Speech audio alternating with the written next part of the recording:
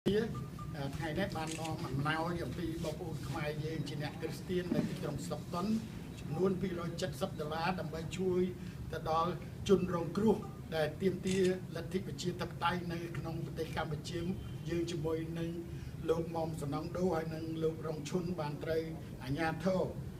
វាយត្រូវរងរបួសជាដំណំក្នុងចំនួន9នាក់ហើយថ្ងៃនេះគាត់បានអញ្ជើញមកបាន6នាក់នៅសល់3នាក់ទៀតដែលគាត់មិនអាចអញ្ជើញមកបានហើយថវិកាតាំង9កញ្ចប់នេះគឺខ្ញុំនឹងទុកផ្ញើទុកដើម្បីឲ្យគាត់ឡើងមកយកនៅពេលក្រោយដូច្នេះខ្ញុំសូមថ្លែងអំណរគុណទៅដល់បងប្អូនខ្មែរនៅទីក្រុងសុកតុនដែលបានធ្វើការបរិច្ចាគនេះដើម្បីជួយទៅដល់បងប្អូនខ្មែរយើងជាការលើកទឹកចិត្តឲ្យបងប្អូនខ្មែរយើងនៅឯមានទុកប្រទេសដើម្បីទាមទារលទ្ធិប្រជាធិបតេយ្យដើម្បីប្រទេសជាតិយើងសូមអរគុណបងប្អូនជាពិសេសពូមីងដែលនៅសហរដ្ឋអាមេរិកក៏ដូចជាអូស្ត្រាលី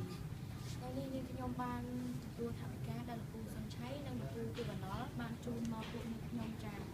ហើយខ្ញុំក៏សូមថ្លែងអំណរគុណជូនទៅដល់សប្បុរសជនទាំងអស់ដែលនៅក្រៅប្រទេសខ្ញុំពិតជាឲ្យមានអារម្មណ៍ថាសប្បាយចិត្តហើយក៏មានអារម្មណ៍ថាតានតឹងដែរហើយចង់ប្រាប់ថាពួកខ្ញុំទាំងអស់នេះគឺត្រូវកាលពីថ្ងៃទី26 27ចាខ្ញុំនេះ26ផង27ផងគឺ2ថ្ងៃជាប់គ្នាហើយទោះជាយ៉ាងណាក៏ដោយក៏ខ្ញុំអត់ខ្លាចទេហើយខ្ញុំសូមថ្លែងអរគុណជូនទៅដល់បងប្អូនដែលរស់នៅក្រៅស្រុកចាសូមជូនពរឲ្យលោកពូអ្នកមីងជួបតែសេចក្តីសុខទាំងអស់គ្នាចា